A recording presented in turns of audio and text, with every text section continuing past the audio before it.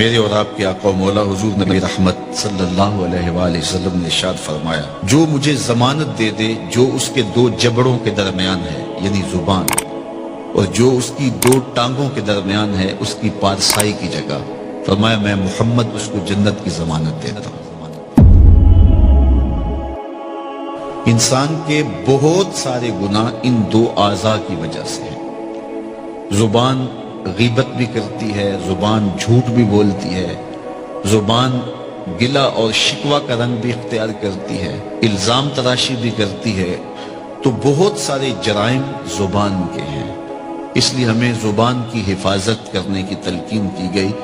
میرے اور آپ کے آقا و مولا نے ارشاد فرمایا، من کانا یؤمن باللہ والیوم الآخر فلیقل خیرا او لیصمت، فرمایا جو اللہ اور پچھلے دن پر ایمان لاتا ہے اس کو چاہیے یا تو کلمہ خیر کہے یا پھر وہ خاموش رہے۔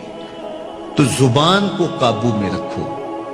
اللہ تعالیٰ جل شانہ نے اس زبان کو 32 دانتوں میں جکڑ کے رکھا ہے، لیکن اس کے باوجود پھر بے قابو ہو جاتی ہے، اور بہت سارے ہمارے گناہ ہماری زبان کی وجہ سے ہے۔ تو ان دو اعضاء کی خاص طور پہ حفاظت کرنے کی تلقین کی گئی، اور ساتھ ضمانت دی گئی کہ اگر تم ان دو اعضاء کی حفاظت کی مجھے ضمانت دیتے ہو تو میں تمہیں جنت کی ضمانت دیتا ہوں۔ بلکہ ہمیں اپنے رویوں کو بھی محتاط کرنے کی تلقین کی گئی ہے۔ تو اپنی زبان سے، اپنے عمل سے، اپنے کردار سے، ہم سارا ملبہ حکومتوں پہ ڈال دیتے ہیں۔ حکمران اچھے نہیں ہیں، انہوں نے ہمارا یہ حال کر دیا ہے۔ اگرچہ حکمرانوں کا بہت سارا دخل ہوتا ہے قوموں کو بگاڑنے میں اور قوموں کو سنوارنے میں، لیکن اچھے حکمران بھی تو اچھے اعمال کا نتیجہ ہوتے ہیں، اور برے حکمران بھی تو اعمال بد کا نتیجہ ہوتے ہیں۔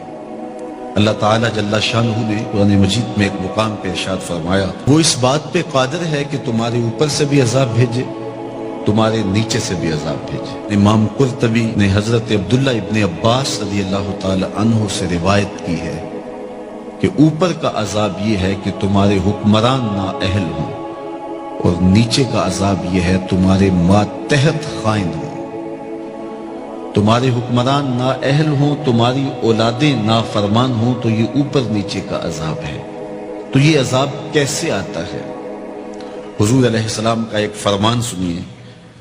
آقا کریم نے ارشاد فرمایا، کما تکونون کذالک یؤمر علیکم، تم جس طرح کے ہوگے تمہارے اوپر اس طرح کے حکمران مسلط کر دیے جائیں گے۔ اگر تم اچھے نہیں ہو تو رحمتوں کی چھتڑیاں نہیں تانی جائیں گی، اور اگر تم صالح ہوگے تو پھر اچھے لوگ تمہارے اوپر رکھے جائیں گے۔ ایک روایت میں آتا ہے، اعمالکم امالکم، تمہارے اعمال ہی تمہارے حکمران ہیں۔ حجاج بن یوسف سے کسی نے کہا کہ تو نے حضرت عمر کا دور خلافت دیکھا ہے، ان جیسا انداز حکمرانی کیوں اختیار نہیں کرتا؟ تو جو اس نے جواب دیا وہ دو لفظی ہے، ذرا سنیے اور اس فلسفے کو سمجھنے کی کوشش کیجیے۔ حجاج بن یوسف نے کہا، تواضعوا اتعمر لکم، تم ابو ذر غفاری بن جاؤ، میں عمر بن جاتا ہوں۔ جب رعایا ابو ذر غفاری جیسی ہو تو حکمران عمر جیسے ہوتے ہیں۔ جب میں کہتا ہوں الہی میرے احوال دیکھ، حکم ہوتا ہے اپنا نامہ اعمال دیکھ۔ تو ہم اپنے احوال کو خود سنواریں اور اللہ سے مدد مانگیں، طلب کریں، اس کی رحمت مانگیں، اس کی توفیق مانگیں۔ جب ہم خود صحیح ہو جائیں گے تو اطراف میں بھی نور پھیلے گا، ہمارے اوپر بھی رحمتوں کی چھتریاں تان دی جائیں گی۔ لیکن ہم خود سنورنا نہیں چاہتے، اور پورے معاشرے کو سنوارنے کی ذمہ داری ہم نے اٹھا رکھی ہے۔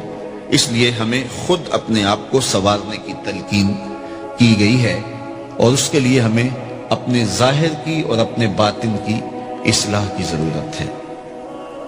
انسان کے کچھ اعضاء ظاہری ہیں اور کچھ اعضاء باطنی ہیں۔ دونوں کو جب وہ سنوار لیتا ہے تو ایک ستھرا اور پاکیزہ وجود تشکیل پاتا ہے۔